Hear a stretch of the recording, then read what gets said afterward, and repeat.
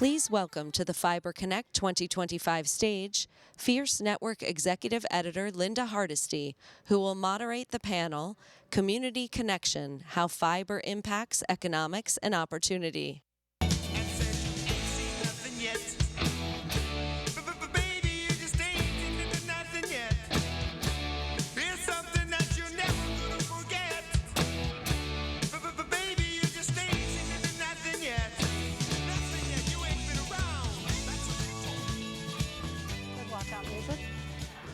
Good morning, everyone. My name is Linda Hardesty, and I'm Executive Editor and Chief Analyst at Fierce Network. And I'm looking forward to this panel discussion this morning, where we're going to talk about community broadband. I think I'm going to kick it off by going down the row and having each person introduce themselves and just give a very short explanation of how you all are involved with community broadband. Sure. So my name is Mary Larkin Furlow. I am the Senior Manager of Connecting the Heartland at Heartland Forward. We're a nonprofit think and do tank focused on changing the narrative about the middle of the country and kickstarting economic growth. And I lead our high-speed internet work. So I work with communities, boots-on-the-ground organizations, state broadband offices to help really get people access to the internet and the skills they need to use it. My name is Scott Hendricks. I'm the CEO and General Counsel to Tom Bigby Electric and Tom Bigby Fiber in Tupelo, Mississippi. And we like to think we're leaders in rural Mississippi in the broadband movement. And if you can do it in Mississippi, you can truly do it anywhere. So that's why I'm sitting here on the stage. And I'm Scott Newman. I head up corporate marketing at Calix. Simply put, our mission is to transform society one community at a time. And the only way we do that is working with partners of ours like Tom Bigby to actually do that on the ground in every county in the country. Yeah, good morning, everybody. My name is Brandy Ryder, and I'm the Executive Director of the Colorado Broadband Office in the Governor's Office of Information Technology. And as a State Broadband Office Director, I work across Colorado to bridge the digital divide, working with communities, ISPs, and stakeholders across the state of Colorado. And I also live in rural Colorado, so I've experienced the digital divide personally, and so this is definitely it's a passion of mine to bridge the digital divide, leveraging state and federal dollars, so thanks. All right, great. So when we had our pre-panel call, I was like, is there any hard data, that broadband does actually help communities? And in fact, there is. The Fiber Broadband Association worked with Calix to do a study, and we're going to kick off with looking at some slides, and we're going to have Scott Newman talk a little bit about those. Yeah, just briefly, a little over a year ago, the Fiber Broadband Association and Calix approached Corey, the Center on Rural Innovation, and we wanted to basically see if we could prove out the theory that if you build amazing broadband in communities across the country, is there economic impact that you could measure and that would come out of that? And so, as you can see up on the slide, we were proven right. So this is beyond, what would be the traditional KPIs of a broadband provider. This is literally what's happening in that community in terms of small business growth rates, in terms of self-employment increases, in terms of per capita income growth, as well as overall GDP growth. Now, keep in mind, this isn't just on a zero scale. For communities that are unconnected, these are actually negative numbers. So the impact was actually even more impressive. It was reversing the negative downturn and actually driving higher growth. And so it basically proved out in all the counties that we're at least 80% connected with high broadband capabilities, that this type of economic impact is actually starting to prove, as a perfect example. And Scott's a great example of what they're doing in Lee County. So in 1933, Mississippi was on the forefront of the electric cooperative movement. Most of you probably don't know that because we in Mississippi don't tell our story often enough. It's a great place. But so why do you want to then get involved in the broadband movement? So as cooperatives, we wanted to change our communities. The last speaker made a quote early on that said she didn't go back to her community. That's what I want to avoid. Mississippi is a wonderful place to live, but if you can live in Manatee, Mississippi, a 1,200-person town that my manager of fiber services happens to be the mayor of, and work in New York City remotely or get your medicine by the internet, it's a game changer. It keeps people home. It keeps our communities vibrant. It continues to give me people to sell electricity to meet my electric purpose. But it makes our communities better, and that's what we want to do. You want to keep the jobs there. You want to keep businesses strong. You want to give people opportunities, because America is about the small towns. There's more of us than anywhere else. We live a good life, and we experience good things, and the view outside your window shouldn't shape what opportunities you have. And so getting into this movement, let us move that down the path. And go to the next slide so we actually see some numbers. And I was just amazed with this. It's like getting a little unexpected back tickle as to what you can do in a small town. 80,000 people live in the county. The average age is 38. We've got 100% connectivity in the county now, and we have increased our per capita income. We have increased our GDP. We've reduced poverty. And if that's not what we're all about, I don't know what we should be about. It shouldn't be about profit. It shouldn't be about, what can we do to outdo each other. It's what can we do to support each other? What can we do to build our communities? And that's, to me, what the fiber broadband movement is all about. There are other ways to do it, but this is the best way to do it permanently and make positive change and do what you're doing in your rural communities in Colorado, because Colorado's no different than Mississippi. But I'm a bellwether. If Mississippi can do it, everywhere can do it. It doesn't matter. So that's our story, and the stats are amazing, and they really bring excitement to what you can do. Change your communities. Encourage your people to live there. Encourage your people to stay there. Everything gets better. That's what it's all about. Yeah, well said. Yeah, and I was curious on this study, did it encompass broadband as a whole, or was it strictly fiber? It was what was defined by the FCC as broadband. What we are finding as we're uncovering case studies in county by county by county. Every month we're doing a full publish of another case study, but what we're really profiling are who's doing it with fiber. And we're finding that when we pick out that provider in that county, the results are even more impressive. Okay, and just for everyone, could gross domestic product also rise, equally just with any technology, any broadband technology? Oh, you mean in terms of broadband technology? Yeah. It really comes down to one, the penetration. So the ones where we saw it really kick in were at least 80% adoption of what was defined as broadband. And in most of these counties, it was fiber-fed broadband. I think, as long as you're hitting that threshold of the connectivity, where it really started to take the next step is these were broadband providers that weren't just connecting the homes. They were then going, well, what about the small businesses? What about the multi-dwelling units? What about enabling Wi-Fi roaming across the town? Those were the communities that were seeing the biggest benefit. So it wasn't just, did we connect broadband, but what did you do with that broadband to make their lives better? And I would add to that very briefly but for us building, the county had no service. You were limited to satellite service. I lived 1 mile outside the city of Tupelo, Mississippi, the birthplace of Elvis Presley. It's the only thing we're famous for. 1 mile in a neighborhood of 40 homes. All I had was dial-up, 4.5 down, 0.59 up, in an affluent neighborhood, and we couldn't get anybody to service. So while, yes, other technologies would bring up these numbers as well, point of the matter is, in rural America, nobody was building that except for the people in this room. Right. And we brought that service in, and we chose to do it with 100% build with fiber and give everybody as much service as they need and keep continuing to improve that. But we filled that gap where nobody else would go. Same thing we did in the 30s with electricity. We did it this time with fiber. Okay. Anybody else on? So I want to move over to Brandy. So what's Colorado doing in terms of leveraging fiber for economic development? I understand you have a statewide economic development plan, actually.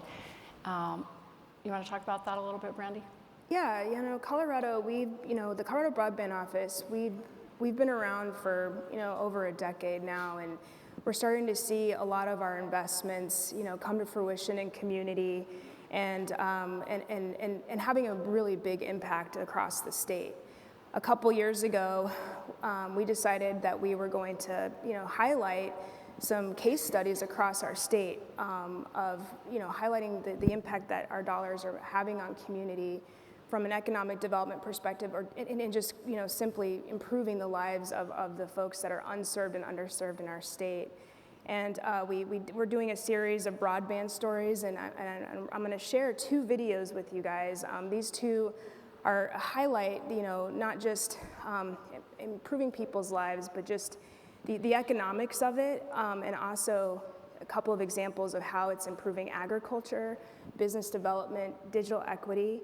And then the other piece of it is senior care, access to health and connecting with community and loved ones. So really just looking at it holistically across our state.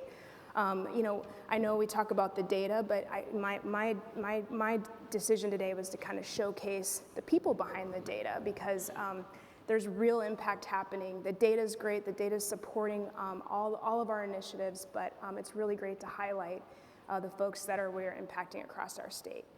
So the first video is located in the southwest part of our state. It's the Southern Ute tribes.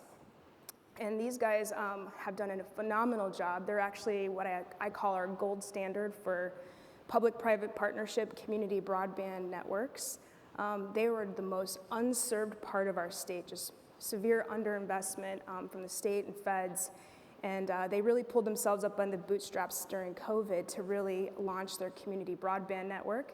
And so I have a video that we'll queue up right now and highlighting not just their digital equity, but business development and agricultural impact in their community. So if you could cue the video, that would be great.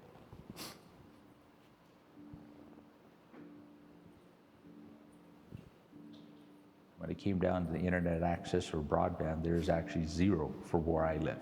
And again, within the tribe and stuff there, that was one that was very much needed. Most of the time, the internet doesn't work. We can't catch it. It's always cutting out. My home doesn't have cable. My home doesn't have access to internet or any of that. So that is part of my struggle living on the reservation. You don't think about how much you rely on the internet until you don't have it.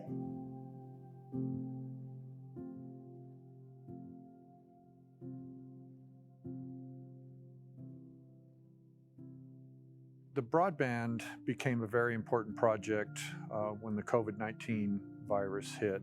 The tribe has very limited access to good broadband, and so it spawned this priority within the tribe.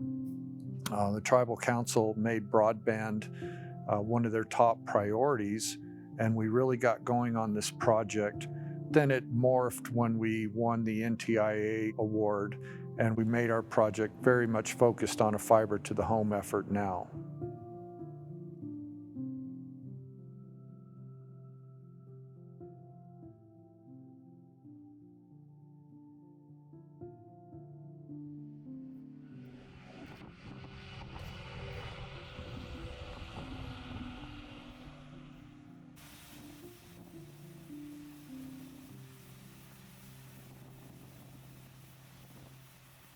We correspond with a lot of our customers through email daily.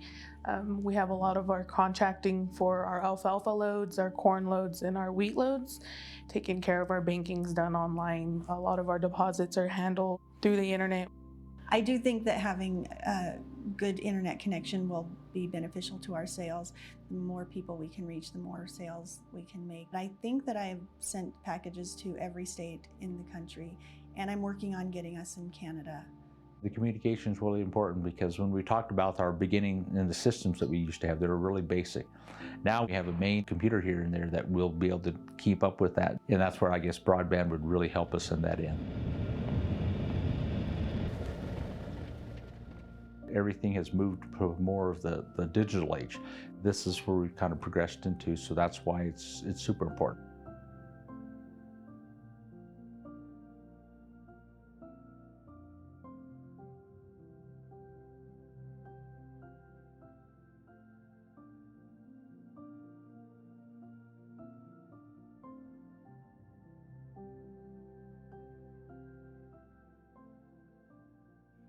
in today's world, by not having good, high quality and affordable broadband access, it could be an economic detriment to a community with so many people working remote jobs. So we're also seeing it as a potential economic benefit to the area.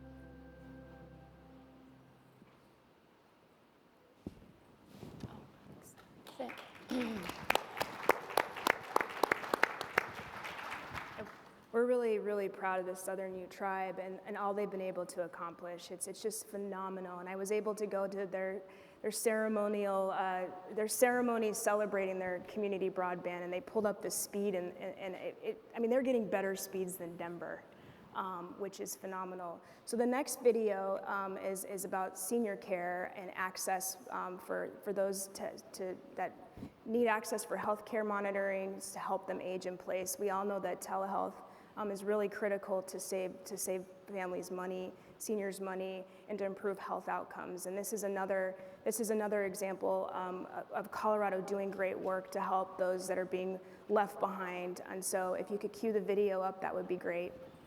Cool thing about Chromebooks is they have another one right here. So if it's more convenient for you to plug it in on that side, you can do that too. I didn't have a car, and to get to a grocery store is a nightmare. Fortunately, from here, I can walk to King Soopers and carry my groceries, but I couldn't carry many at a time, so being able to order them and have them delivered was lovely. Lucy has been very helpful in getting the Chromebook set up and showing me what it will do, as well as I was looking at it and thinking, oh, well, I can do this. My name is Lucy Kuchta, and I'm the owner of Quinsight. I started Quinsight in 2020. I launched it, and at first I was doing volunteer work. I was helping older adults, anything with computers in our community. Then Boulder County released a request for proposal. We were one of 2 organizations to win the award. The program overall is called Connect with Tech, and the idea was to provide Chromebooks and tablet devices to older adults 60 and over throughout Boulder County. Between our 2 organizations have placed around 350 devices since the launch of the program in December 2020.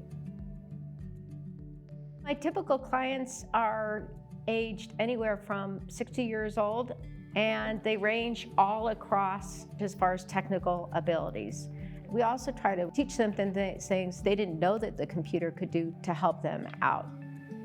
Boulder County Area Agency for Aging, they're actually finding that by keeping older adults connected and keeping them in home at the residence of their choice, it actually reduces Medicare and Medicaid expenses over time. It's a number of things which keep them at home, but technology definitely plays a role in helping older adults age in place, which that's ultimately what leads to the reduced Medicaid and Medicare expenses.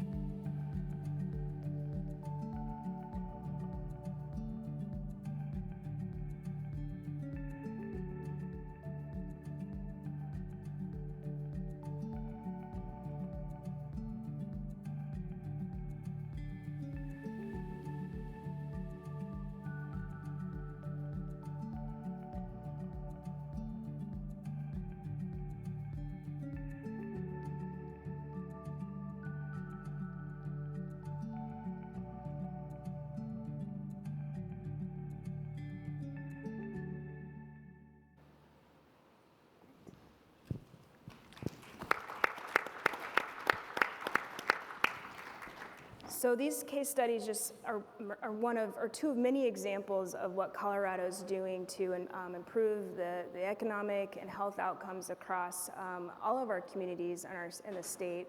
And in government, we don't always do a good job of highlighting our success, and I'm really proud of the videos that we're putting out there so that we can showcase the investment working with our providers, ISPs, to bridge the digital divide, and just really showcasing how important it is to make sure that we're connecting folks and improving their situation, because broadband is so critical, and it's at the intersection of everything that we do. So thank you. Yeah, thanks for those, Brandy. I wanted to pivot a little bit to bring Mary into the conversation. So will community broadband be hurt by the fact that the new presidential administration wants to take away non-deployment funds from BEAD and is generally opposed to equity programs? And are you seeing anything out in the field as you work with community groups? So the short answer is yes. But I think when you sort of take a larger step back, I think particularly with the Digital Equity Act, people hear the word equity and they get, hair stand up on end. And really if you look into it, Brandy and I were just talking backstage, if you look into it, there's such a larger goal in mind. I mean, these digital equity or digital opportunity plans that all the states built are meant to serve rural populations, veterans. There's a really large number of people that these programs help, seniors, like all of these amazing things. And so it's such a larger group that is now no longer going to get some of these resources, or these organizations that work with these groups are no longer going to get these resources. I mean, Brandy and all of her cohorts, they created a massive asset inventory when they created their plans of, here are the organizations that are doing these boots on the ground work and efforts that we're excited to apply for these funds and excited to jump in and get going and get seniors connected and get refurbished devices to students in rural communities and all of these wonderful things. And these are trusted partners in the communities, right? They're people that their daughters play on the same softball team and they sit in adjacent pews at church and all of those wonderful things. And so to Scott's point earlier, that 80% adoption threshold is really where we hit that mark. All of these efforts flow into adoption. It's a funnel that gets people, we can build the access and we can lay the fiber, but getting people to adopt it and to say, yes, I want to be able to order my groceries online, I want to help my kids with their homework, so it doesn't just sit in the ground, is really key for all of those wonderful stats that Scott mentioned earlier. And it funnels into that overall goal of all of these programs, BEAD, RDOF, Reconnect, all of these things to lift up the economy of these communities, and I think it continues to prove that access to the internet, as well as the skills to take advantage of it, are really like the #1 economic issue of our time. And yeah, so I think yes, the answer is yes, and there you go. Sadly. Linda, just to add to that, one of the really interesting stats that came out of the study was just take tech skills. In the US, the percent of tech-skilled workers that live in rural America is about 15% of the total population, yet they only represent 5% of the employed tech workforce. This is a huge gap in the skills that exist, but they're actually not having access to the jobs that they could have access. And a lot of this has to do with that they're not connected in those communities. Mm-hmm. For sure. Okay. All right, so let's talk about Tom Bigby a little bit, your operation in Mississippi. So you're doing this cool thing called Smart Town, and you're involved actually with Calix. So tell us about that, please. Certainly. So we heard about Smart Town with Calix, and it's a community Wi-Fi program. And we chose to be an early adopter of that, and I think we did it better and faster than Calix even wanted us to. Yeah. So it started simply with how can we do this, and to roll it out to everybody was going to take time, but to make a real splash in the community, we rolled it out in 2 weeks to every football stadium we serve. We serve 9 small communities. Everybody goes to a football game on Friday night. What better way to do this is to have that splash by doing what we called Friday Night Fiber at the time, and started that process. But it wasn't just about that. It's about going further. So the next step was we had 19,000 homes we were serving at the time. Now it's up to 25,000, and we wanted to turn on the RGs on those phones and expand that community. So Calix had never done 19,000 in a day, and I said, you can do it. and they didn't know if they could, and we didn't know if they could, but we had to have faith, and they did it, and we turned it on. And so now if you walk out in one of our communities, you can walk the dog and stay connected. The lady walking to the grocery store can stay connected. But again, that's not enough. You have to keep going. So what is the next step with it? So now we have gone and built back every sport at every school. So let's not just be football, let's be girls softball, let's be track, well, we don't do the E-rate. We're not serving the school, but we're serving every aspect of the school. And well, that's not enough. So now we need to build the parks in the downtowns of all these towns we serve and make that an option. And somewhere along the way, we were having talks with our friends at Calix, and there's an opportunity here to provide the network for first responders. So there was some discussion about should that be a paid service or not a paid service. And any of you in the room that know me or have ever heard me speak, I want to give everything to everybody except make them pay a base rate for the internet, because I think they deserve wonderful, wonderful service. And so I pushed back on Calix a little bit, and they agreed, and we now offer first responders. So there's now 25,000, 26,000 home RGs that are on. Well, our community of our customers has access to all. We've put 300 radios out in the communities, the parks, and the downtowns. They have access to all. The first responders, whether they're my customer or not, it's not about business, it's about saving lives, have access to that first responder network. Yes, they've got a cell phone. Yes, they've got a radio. But there's parts of Mississippi where cell phones and radios don't work. I have a 60% chance of that home or the neighboring home having my service. If they do, SmartTown is there, and the first responder can connect. And so we are blanketing the area with community Wi-Fi, and I don't know if she's in the room, Sally Doty, our state broadband office, I'm sure you know her. They had a public Wi-Fi grant, and I've been telling her about SmartTown all along. So we went to them and got approximately $100,000 grant. SmartTown's not expensive. It's something you can do and make your communities better.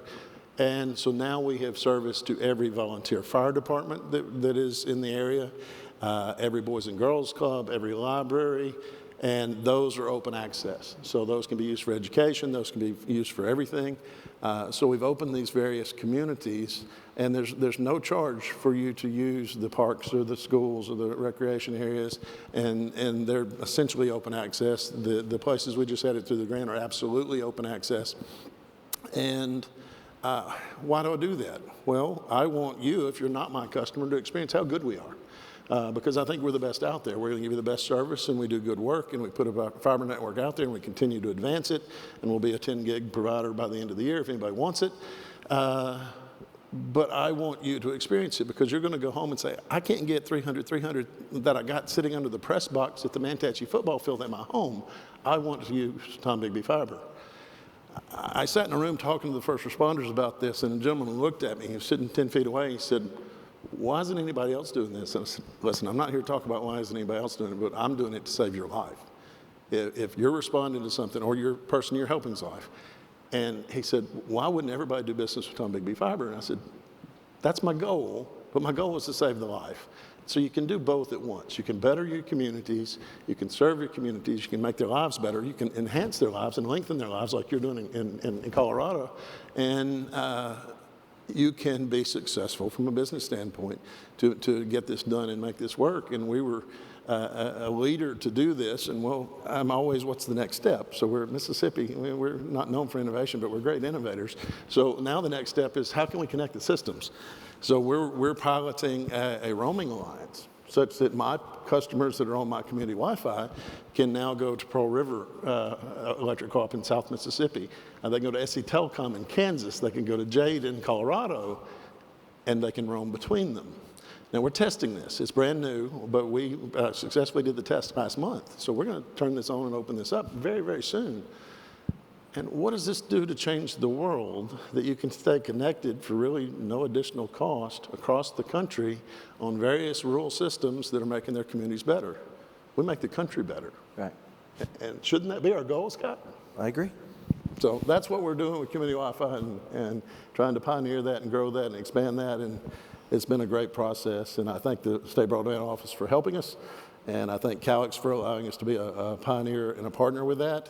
And any of you that want to talk about SmartTown, call us, come see us, work with us. It's a wonderful product. It doesn't cost much.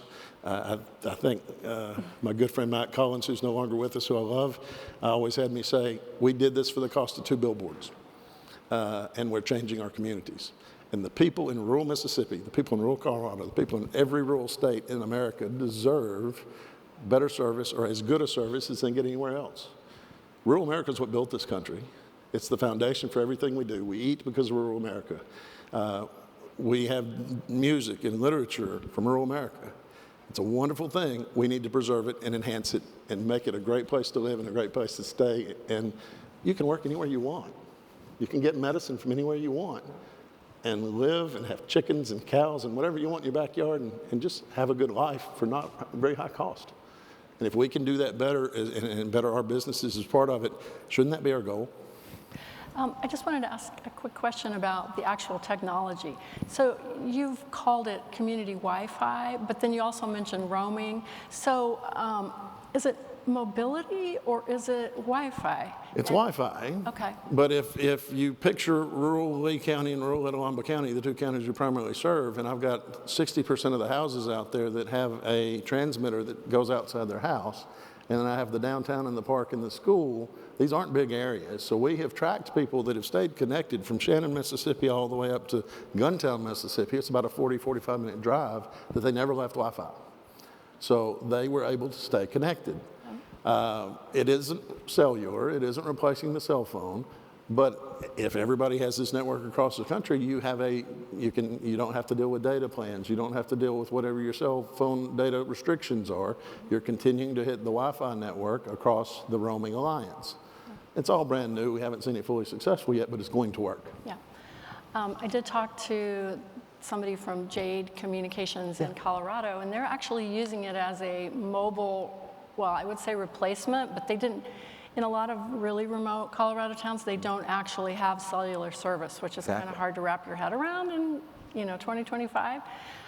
So they are using the Smart Town and or Jade's their in the phones. alliance. So Jade, the customers of Jade can come to Tupelo, Mississippi and stay connected just like back home. Yeah. And well, that's a long way, and Jade's a beautiful place. I don't want to come to Colorado and visit, but at some point somebody from Colorado wants to come to Mississippi and visit. They may want to go to my friends down on the coast more than Tupelo, but maybe they're an Elvis fan. Maybe they come see us, but they can stay connected. And it will replace cellular if you want it to, but it won't be seamless until all of you do it. So I encourage you to do it. Yeah, in Colorado, we're, this past General Assembly, the governor just signed House Bill 25-1080, which basically designates the Colorado Broadband Office as they're removing the cellular divide underneath the Colorado Broadband Office for the first time this year. And so what that means is we are expanding our state grant program to do grants for cellular connectivity because it's a huge public safety issue for Colorado. And we have serious gaps in our state. And it's really underfunded, just like the same approach that we took to the digital divide we're doing in our state, our broadband program. And so we're really excited because, it's a big deal in using community Wi-Fi projects. And I'm glad you brought that up because what comes to mind for me is the Glenwood fire, the Glenwood Canyon fire, where there was a huge fire in our canyon. If you've ever been down I-70 in a beautiful canyon, there was a huge fire there a couple years ago. It closed I-70 for like 2 months. And if you know anything about I-70, it's kind of the lifeblood of the country. About $20 million a day goes through the canyon, and it's a huge public safety issue. And because of community broadband projects, we were able to help CDOT and some of the providers in there respond to the fire because there was no connectivity in that canyon. So they couldn't even respond to the fire, the first responders there. And so it was a very dangerous situation for them. So anyway, these networks are so key for connectivity, and I'm really excited to embark on the cellular divide in Colorado and make funds available in the next year or so to help providers provide those networks so that we can continue to connect folks across Colorado from that public safety perspective.